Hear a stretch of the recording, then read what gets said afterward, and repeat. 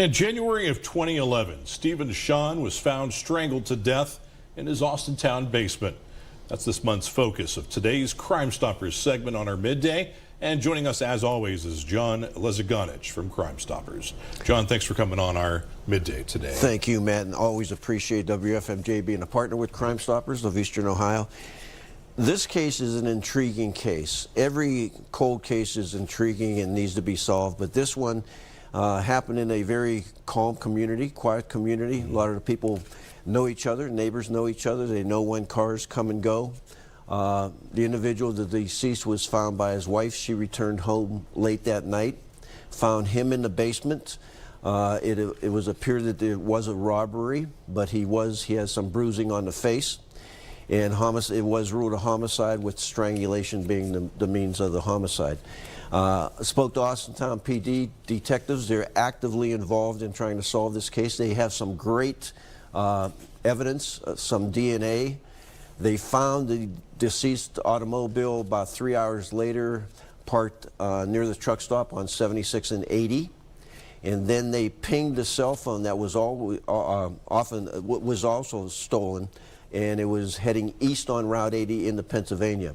So there's a lot of facts here, a lot of evidence coming in. The case appears that it was going to be solved quickly, but the DNA they have didn't get a hit. And so they need that additional information, that one little tip. A neighbor that's seen a car coming down the road late at night, seen someone exit that car. There was no forced entry, so apparently the perpetrator was invited into the home. If they seen someone leaving that car at the truck stop, getting off. And in many cases, perpetrators talk. After years go by, they talk, they want to get it off their chest. If anybody heard anything about this, we urge them to contact Crimestoppers Eastern Ohio.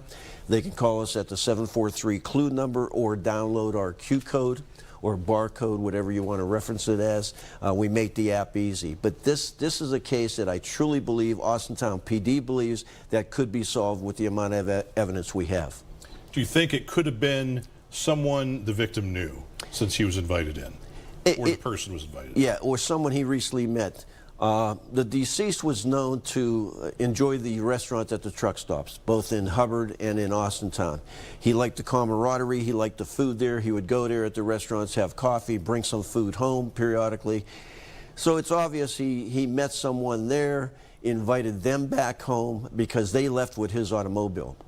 But when they left, they dropped off the car and got into another vehicle and headed east towards Pennsylvania. So it was someone that he just met or knew or invited in. And that's why there's DNA left. It was a manual strangulation. It was a very sad case, but there's enough evidence out there that APD needs that one little tip where they can move forward. And again, that tip could be provided anonymously through Crimestoppers, and there is a reward associated with this based that it's a homicide.